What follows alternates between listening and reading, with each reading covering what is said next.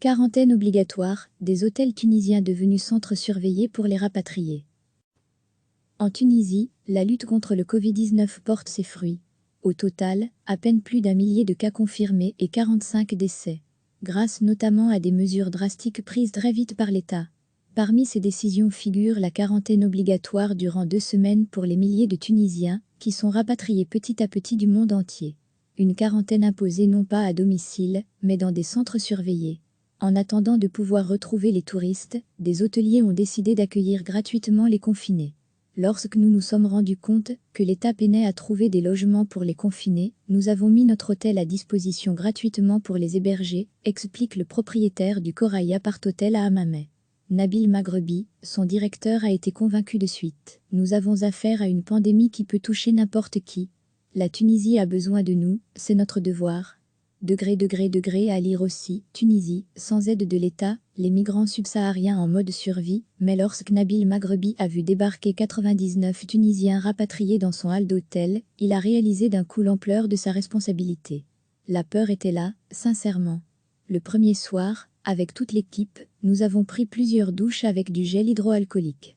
Parce que les rapatriés ne savent pas eux-mêmes s'ils sont contaminés ou non. Notre angoisse était de tomber malade ou que l'un des résidents souffre du coronavirus.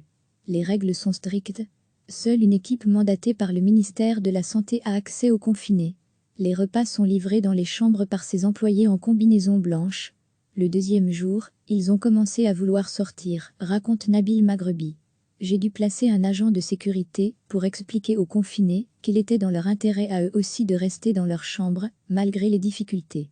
Léla, mère d'une petite ville tunisienne, était partie en France pour rendre visite à sa fille lorsque le coronavirus est apparu, confesse-t-elle. Confinée d'abord en France, puis à son retour en Tunisie, elle a tenté de faire un petit tour dans l'hôtel. Elle explique en riant, les responsables m'ont gentiment demandé de retourner dans ma chambre. Si j'ai tenté de sortir, c'était pour faire enfin quelques pas et relâcher un peu la pression. Mon mari est encore plus impatient de sortir. Il compte les jours, même les heures. Il est désespéré.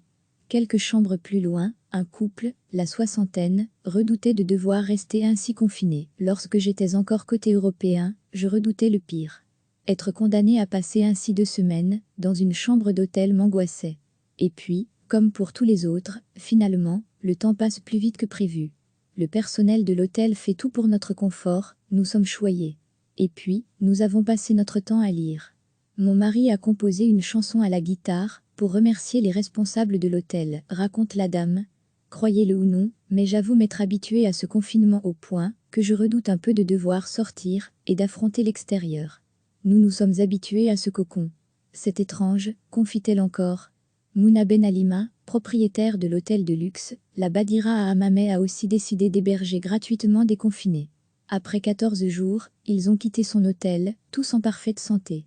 Cela a été une aventure humaine extraordinaire mais épuisante. Nous sommes en période de Ramadan. La société qui livrait les repas aux confinés n'a rien prévu pour ceux qui ne jeûnaient pas. Il a fallu que je fasse moi-même les repas pour les 4 enfants confinés à l'hôtel. La propriétaire ne réitéra pas, non, parce que l'heure n'est plus au don. Depuis 10 ans, nous affrontons les crises les unes après les autres, la révolution, puis le terrorisme. Aujourd'hui, ce n'est même plus une crise, c'est un tsunami. En Europe, il existe un filet social qui vient diminuer l'impact de cette crise. En Tunisie, il n'y a aucun dispositif de ce type, déplore Mouna Ben Alima. À lire aussi, la Tunisie mise sur un tourisme hygiénique et local pour sauver sa saison, elle parvient pour l'heure à payer une partie des salaires. Mais jusqu'à fin mai, après, on ne voit pas du tout, on n'a aucune visibilité. Pour convaincre les hôtels d'accepter les milliers de Tunisiens encore à rapatrier, l'État s'est vu désormais obligé de les dédommager. Il a lancé des appels d'offres. Les hôtels qui hébergent des confinés recevront l'équivalent de 45 € par jour et par personne. En Tunisie, la lutte contre le Covid-19 porte ses fruits.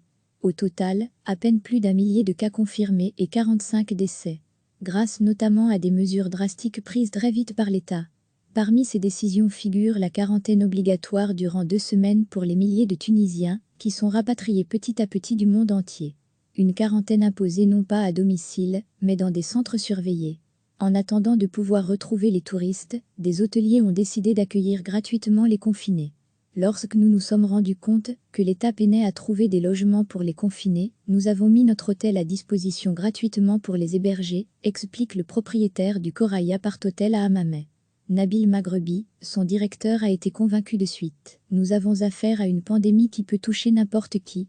La Tunisie a besoin de nous, c'est notre devoir.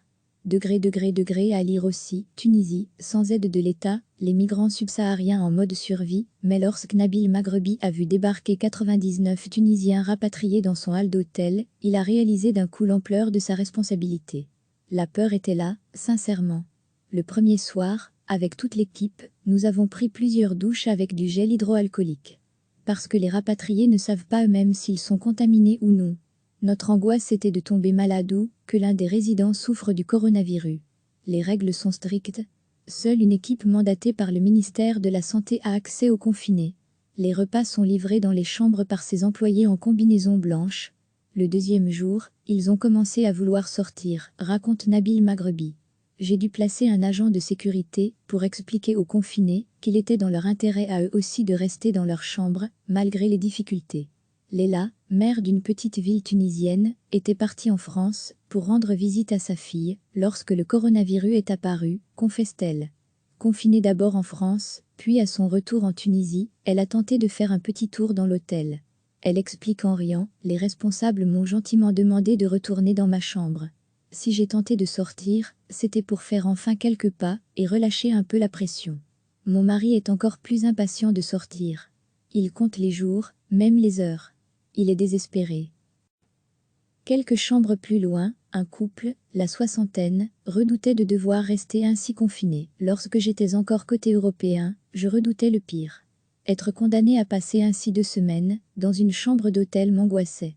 Et puis, comme pour tous les autres, finalement, le temps passe plus vite que prévu. Le personnel de l'hôtel fait tout pour notre confort, nous sommes choyés. Et puis, nous avons passé notre temps à lire. Mon mari a composé une chanson à la guitare pour remercier les responsables de l'hôtel, raconte la dame. Croyez-le ou non, mais j'avoue m'être habituée à ce confinement au point que je redoute un peu de devoir sortir et d'affronter l'extérieur. Nous nous sommes habitués à ce cocon. C'est étrange, confie-t-elle encore.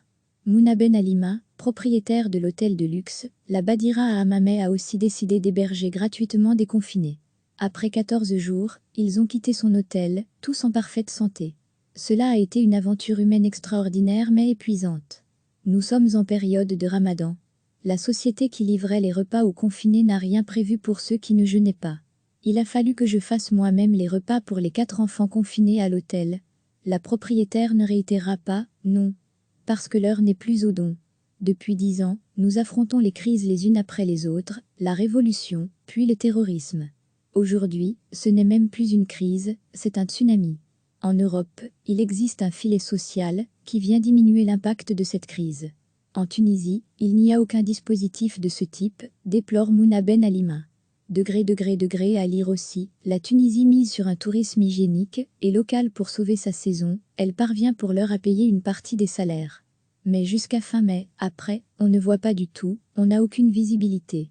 Pour convaincre les hôtels d'accepter les milliers de Tunisiens encore à rapatrier, l'État s'est vu désormais obligé de les dédommager. Il a lancé des appels d'offres. Les hôtels qui hébergent des confinés recevront l'équivalent de 45 € par jour et par personne. Cliquez sur s'abonner pour recevoir les dernières nouvelles.